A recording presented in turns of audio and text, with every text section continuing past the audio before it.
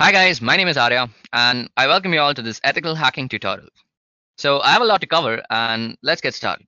Now, to begin with, let's look into what exactly is hacking and let's go over a brief introduction to hacking and its different types. So hacking is identifying weaknesses in a computer system or networks to exploit its weaknesses to gain access. An example of hacking is like using a password cracking algorithm to gain access to a target system.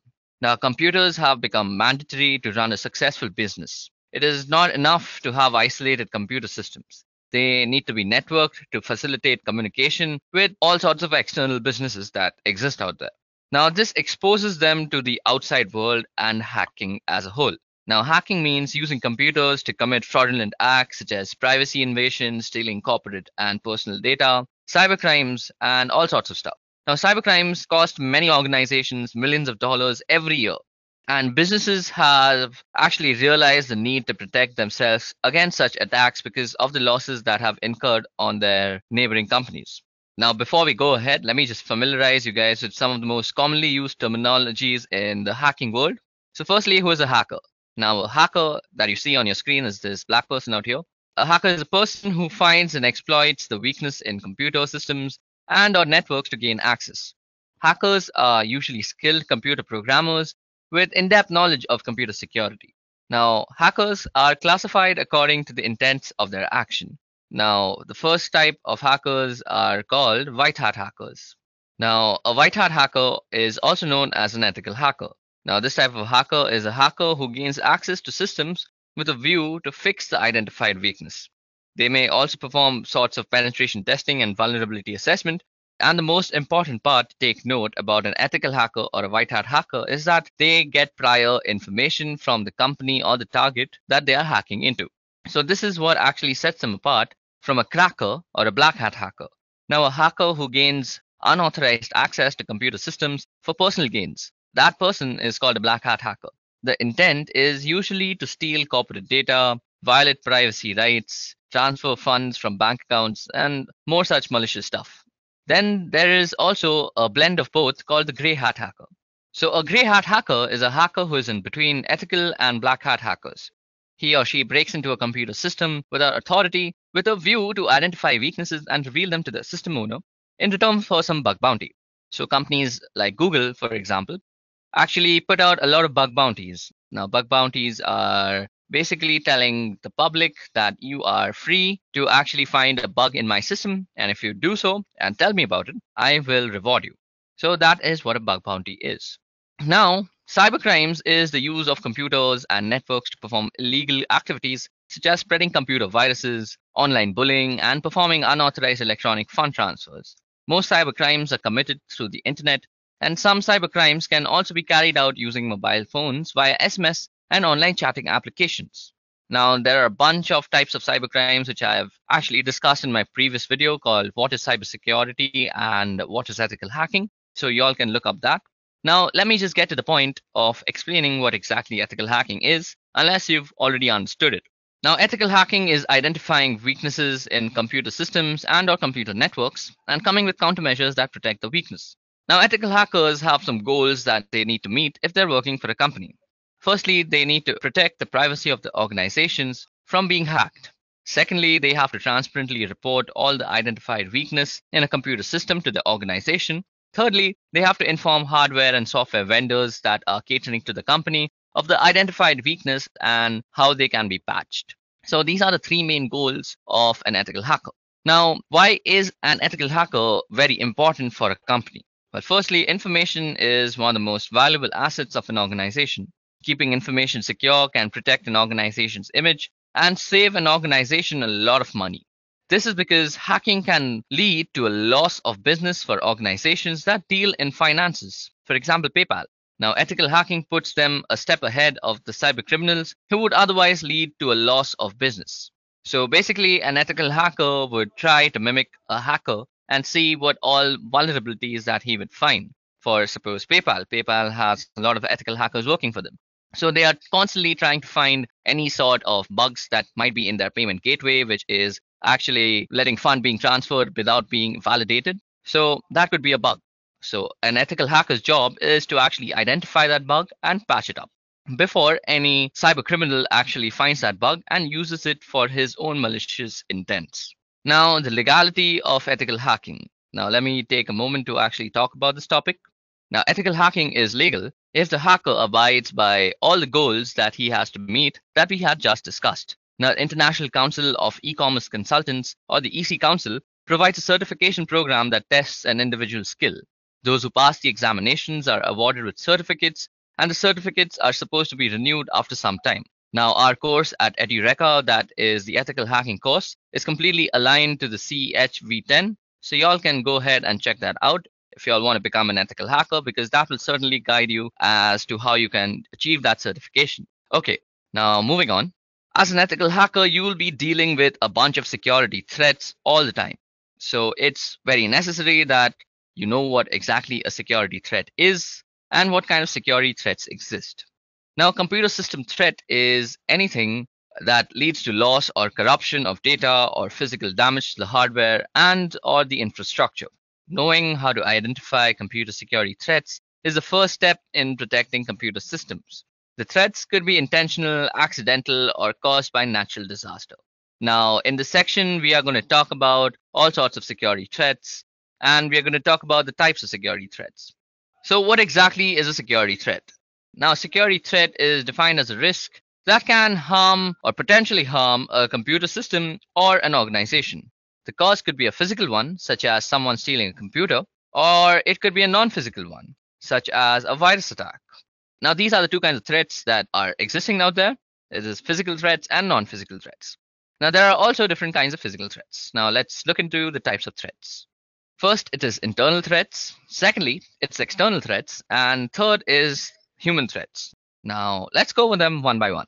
So firstly, let's look at some examples of internal threats. A fire that is inside the system, or some unstable power supply, or humidity that is actually accumulating and becoming dewdrop somewhere or malfunctioning your system. Then we come to external threats, which include stuff like lightning striking down your house, floods, and earthquakes. So these are the types of external threats. So the last kind of threats that we have is human threats.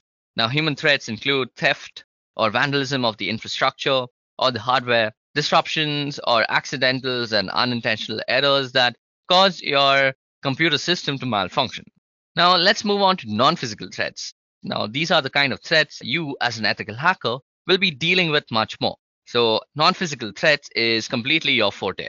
So, non-physical threats include loss or corruption of system data, or disruption of business operations that rely on computer systems, or the loss of sensitive information.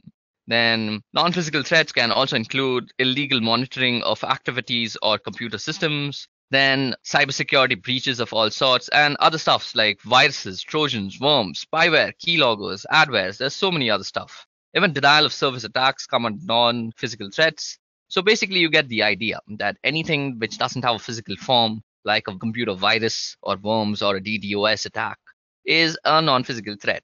Now, to protect an organization against non-physical threats, there are things that you could do. So firstly, as an organization, to protect your computer system from the previously mentioned threats, an organization should have a logical security measure in place. Now, logical security measures could include stuff like antiviruses or cybersecurity measures like some incident response system that you have for your organization for such stuff. Now, to protect yourself against viruses and trojans and worms and all sorts of stuff, an organization can use antivirus softwares. Now, in addition to antivirus software, an organization can also have a control measure on the usage of external storage devices and visiting websites that is most likely to download unauthorized programs onto the user's computer.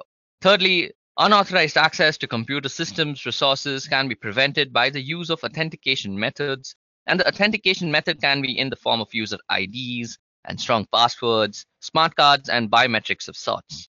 Last but not the least is the installation of intrusion detection or intrusion prevention systems, that is your IPS and IDS. Now, these can be used to protect against denial of service attacks, and there are other measures too that can also be used for denial of service attacks. So these were some of the preventive measures that you should take for non-physical threats. Now, it is not necessary for you to become an ethical hacker to take all these preventive measures.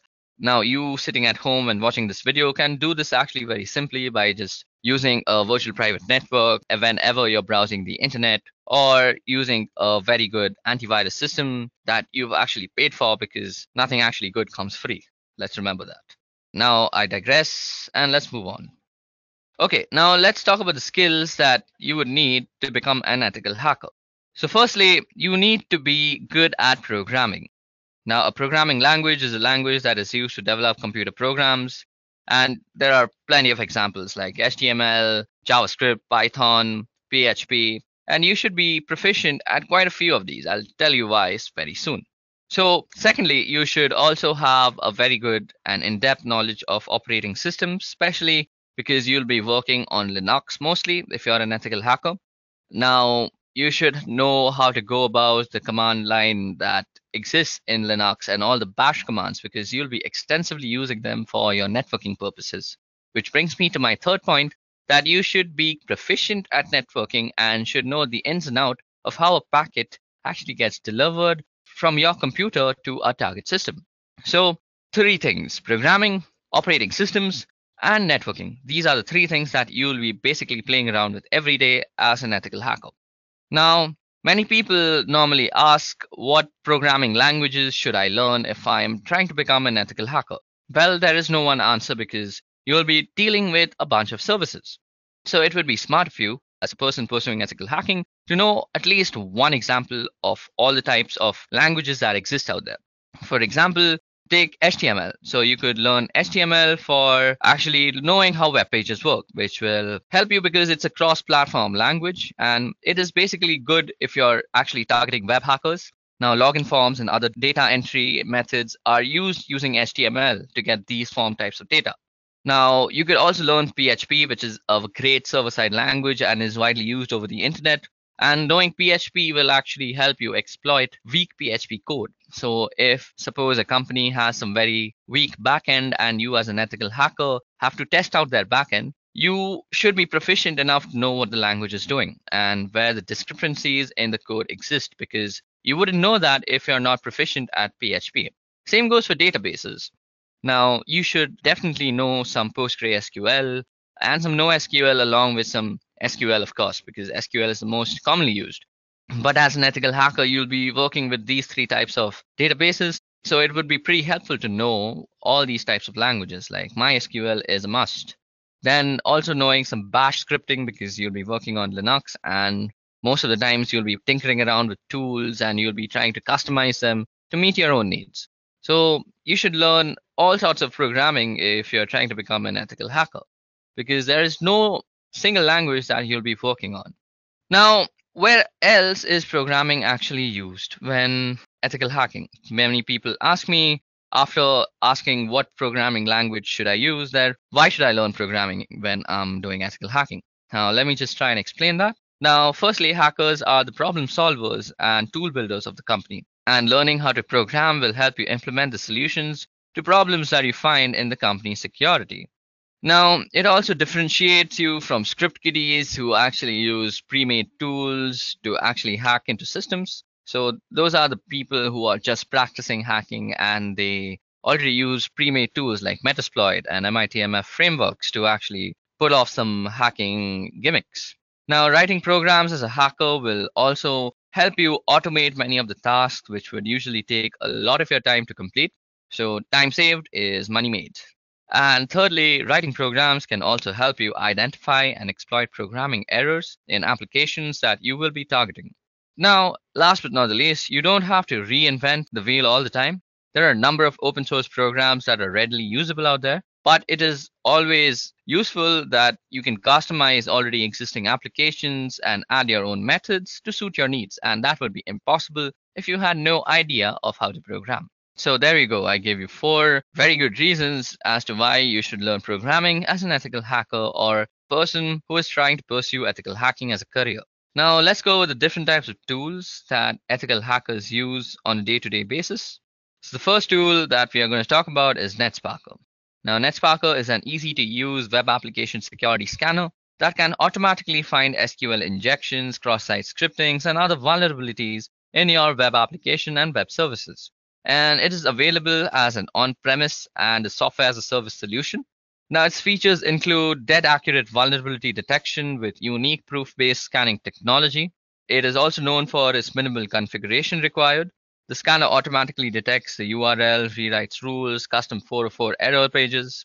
Then is the REST API for seamless integration with the SDLC bug tracking, and it is also a fully scalable solution. It can scan 1,000 web applications in just 24 hours.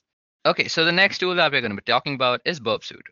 Now, Burpsuit is a useful platform for performing security testing of web applications. Its various tools work seamlessly together to support the entire penetration testing process. It spans from initial mapping to analysis of an application's attack surface. Now, its features are that it can detect over 3,000 web application vulnerabilities. It can scan open source softwares and custom built applications. It has an easy to use login sequence recorder and allows the automatic scanning, and it can also be used for reviewing vulnerability data with built-in vulnerability management. It also easily provides wide variety of technical and compliance reports, and it can also be used for detecting critical vulnerabilities with 100% accuracy. It can be used for automated crawl and scan, advanced scanning features for manual testers, and it is also a cutting-edge scanning logic.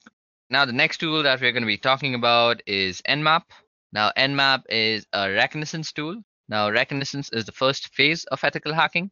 So, in reconnaissance, we are actually trying to gather all the information, and Nmap is a brilliant tool for doing that. It can tell you about the domain name server, it can tell you how a packet is actually reaching the target system, it can determine what kind of an operating system the target system is using, which is basically footprinting. It can also do some very basic fingerprinting that is trying to figure out how a packet reaches, which I just said. What is the server information? Like when was the server created? Whose name is the server under? Where is the server located? So all sorts of information gathering stuff. Nmap is a brilliant tool. Now the next tool that we're going to talk about that ethical hackers use on a daily basis is Acunetics. Now, Acunetics is a fully automated ethical hacking solution that mimics a hacker to keep one step ahead of malicious intruders.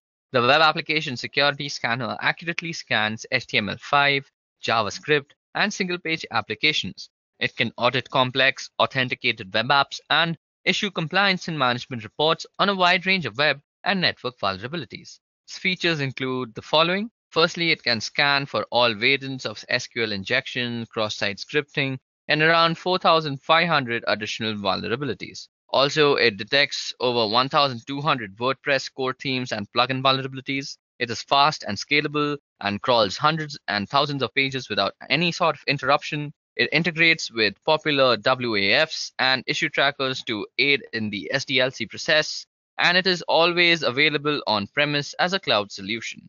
Okay, now the next tool that we're going to talk about is Hashcat. Now, Hashcat is a robust password cracking ethical hacking tool.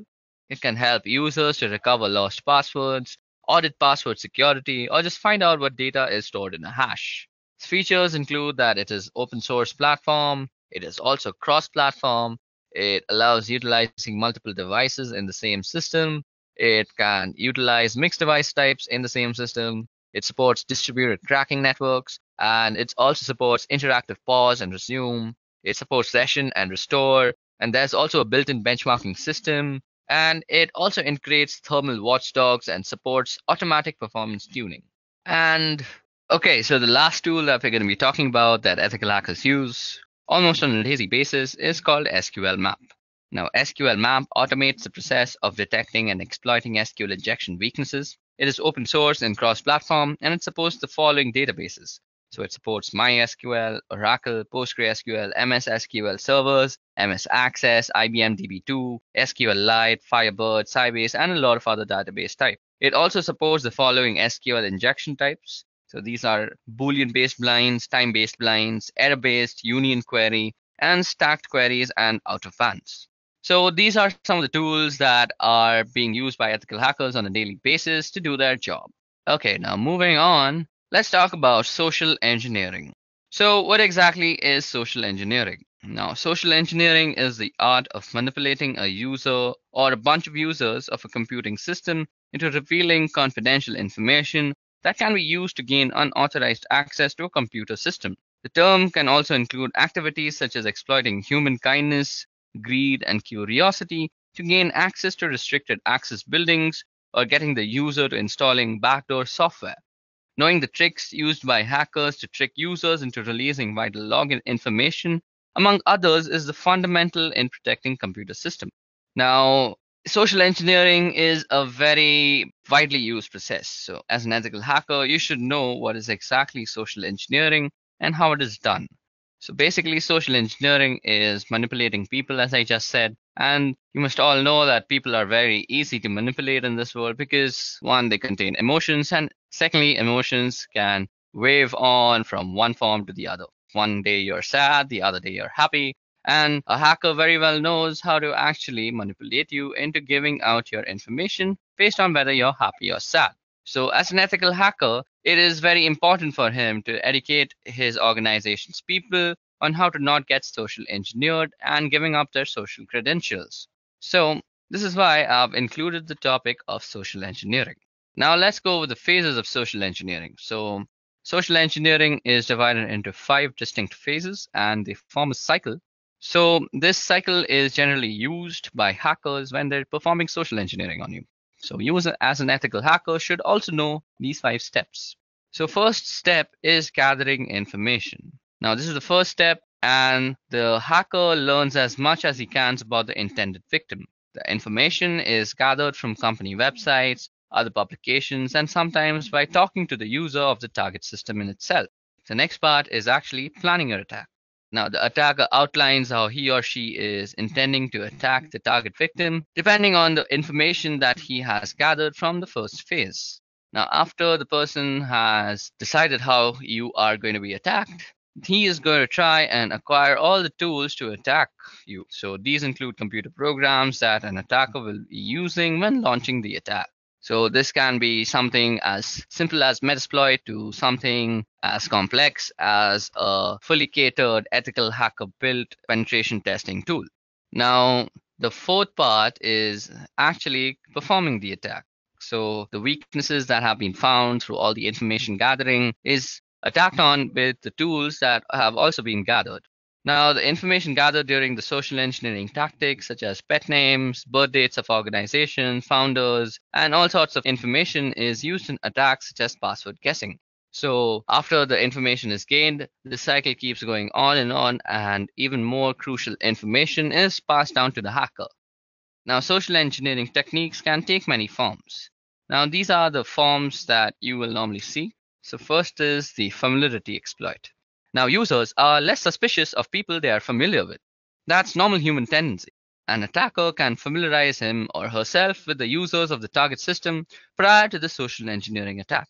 And now the attacker may interact with the user during meals, when the user probably goes out for a smoke break, and he or she may join on social events while they're out for a drink, and something like that.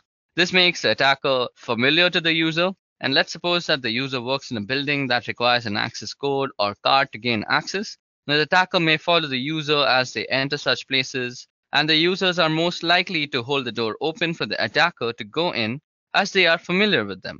Now, the attacker can also ask for answers to questions such as where you met your spouse or the name of your high school math teacher. And the users are most likely to reveal the answer as they trust the familiar face. This information could be later on used to hack email accounts, other accounts that ask similar questions if one forgets their password. Now, the second technique is an intimidating circumstance. Now, people tend to avoid people who intimidate others around them. Using this technique, the attacker may pretend to have a heated argument on the phone or with an accomplice in the scheme. The attacker may then ask the user for the information which would be used to compromise the security of the user system. The users are most likely to give the correct answer just to avoid having a confrontation with the attacker. This technique can also be used to avoid being checked at a security checkpoint.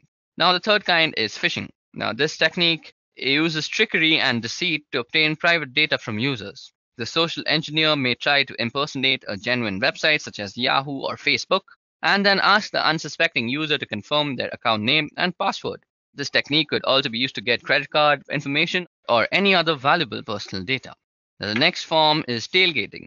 This technique involves following the users behind as they enter restricted areas. As a human courtesy, the user is most likely to let the social engineer inside the restricted area. And the third one is, of course, human curiosity and emotions as a whole.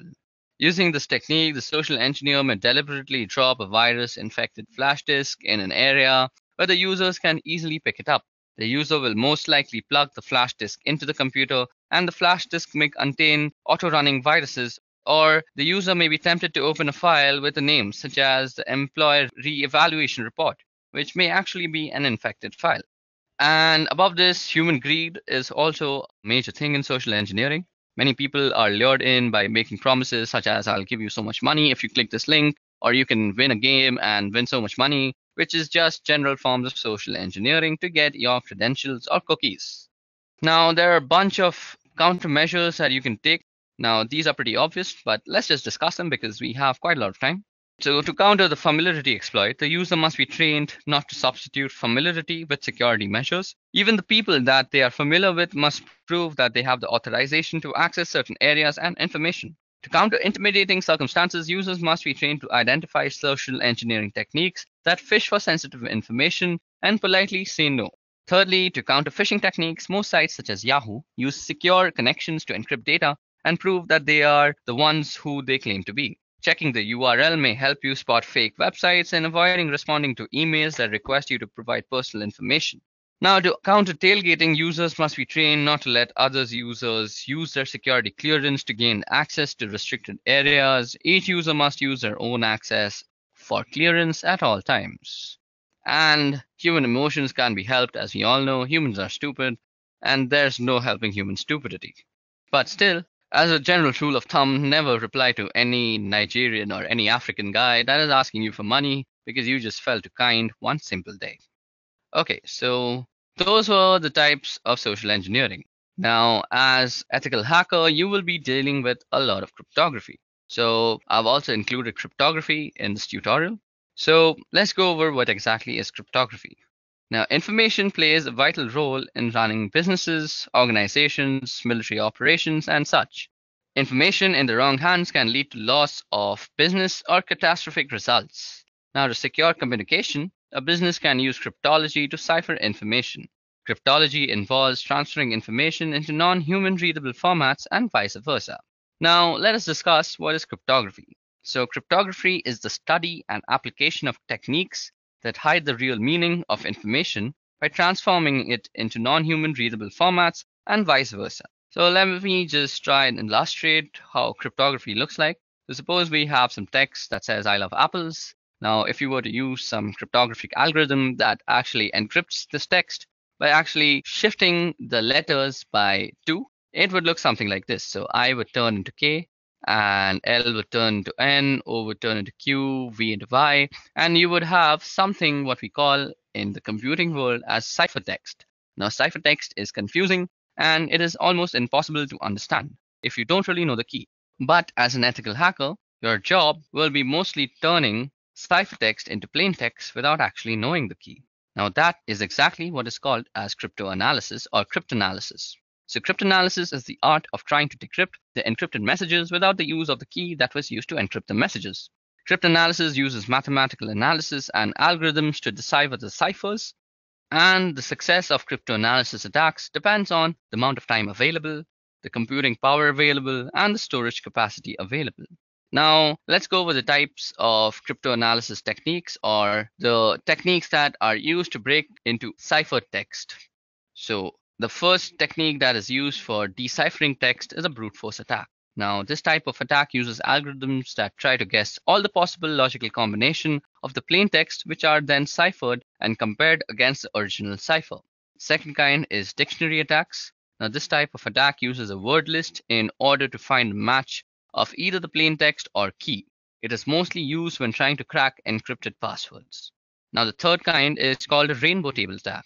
And this type of attack compares the ciphertext against pre-computed hashes to find matches. So basically, you have a table of hashes and you're constantly comparing your given hash to the hash you're trying to find. Now, let's also discuss the different types of cryptographic algorithms that have been developed over time. So the first algorithm that we are going to discuss about is MD5. Now, MD5 is an acronym for Message Digest 5. It is used to create 128-bit hash values, and theoretically speaking, hashes cannot be reversed into original plain text. And MD5 is used to encrypt passwords as well as check data integrity. MD5 is not collision resistance, and collision resistance is the difficulty in finding two values that produce the same hash values. Now, the second type of algorithm is SHA, which stands for Secure Hashing Algorithm. Now, SHA algorithms are used to generate condensed representations of messages, and these are called digests. It has various versions, such as SHA-0, which produced a 128-bit hash value. It was withdrawn from use due to significant flaws and replaced by SHA-1. Now, SHA-1 produces 160-bit hash values, and it is similar to the earlier versions of MD5, and it has cryptographic weaknesses and is not recommended for use after the year 2010. Then we have SHA-2. It has two hash functions, namely SHA-256 and SHA-512. SHA-256 uses 32-bit words, while SHA-512 uses 64-bit words. Then is SHA-3, and this algorithm was formerly known as KCCAK, and is widely used in the validation process in Ethereum, if you know what that is. Now, the third kind of algorithm is RC4, and this stands for Riveting Cipher 4, and this algorithm is used to create stream ciphers. It is mostly used in the protocols such as SSL, which stands for Secure Socket Layer, and to encrypt internet communication using WEP, which stands for Wired Equivalent Privacy, to secure wireless networks. Okay, now this brings us to the theoretical end of our ethical hacking tutorial. Now it's time for some hacktivity. So for today's hacktivity, we will create a simple cipher using RC4 algorithm, and we will then attempt to decrypt it using brute force attack. For this exercise, I'm going to assume that we know the encryption key is 24 bits, and we will use this information to break the cipher. Now for this, we are going to be using the software called Cryptool, and I already have that downloaded. I'll leave the download link in the description. Y'all can download it and follow with me as we are performing this activity. So firstly, open Cryptool 1 and replace the text that you see. Now we can replace the text with whatever we want. So I'm going to be replacing it with some random text like never underestimate the determination of a kid who is, let's say, time rich and cash poor. Now that's one of my favorite quotes, and we are going to try and encrypt this. So firstly, we are going to try and encrypt this. For that, click on the encrypt and decrypt menu and point to symmetric modern. Now in symmetric modern, you will find RC4. So we will be trying to actually encrypt it using RC4. So let us put the key length as 24 bits. So we already know that, and the value has been set to 0000. Now all you have to do is click the encrypt button and you will get the following stream cipher. So this is your cipher text. So as an ethical hacker, you will be more interested in the analysis of the ciphertext rather than the creation of the ciphertext. So as an ethical hacker, you will need to analyze the ciphertext and try and decipher what is the plain text that is hiding behind this. So to do this using Cryptool, you can go into the analysis part and then go into symmetric encryption and modern. Now here all you have to select is the algorithm that is used. Now the assumption that we made is that it is going to be 24-bit key length. So we can always assume that. And all we have to do is start analyzing. And what this will do is run a brute force search on this entire ciphertext. Now, depending on your computer's computing power, this can take some time. Now it's showing 1 hour and 32 minutes. So let me just actually let this run and show you what it's going to look like.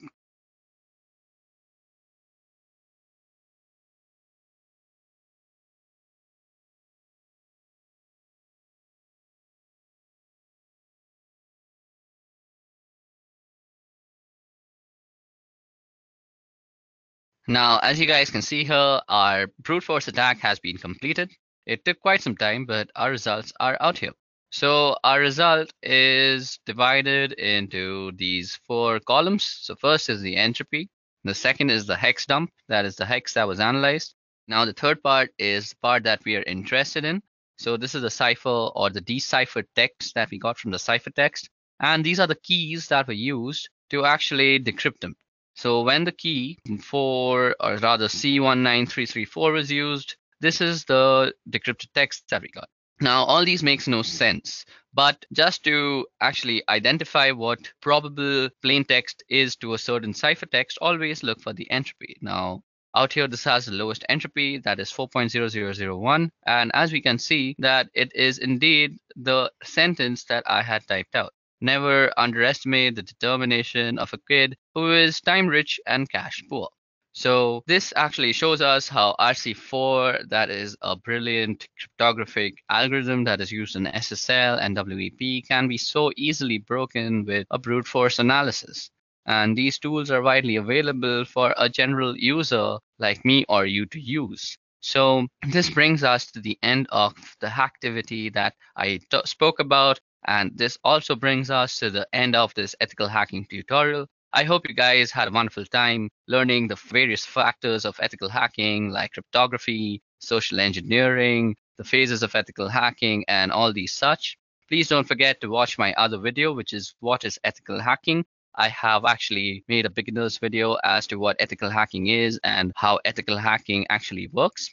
And we at Edureka also have an ethical hacking course, which is aligned to the CH version 10. That is the Certified Ethical Hacker Certification version 10. If you buy this course, you will actually be learning from a certified ethical hacker all about ethical hacking, and it'll be a live instructor-led session.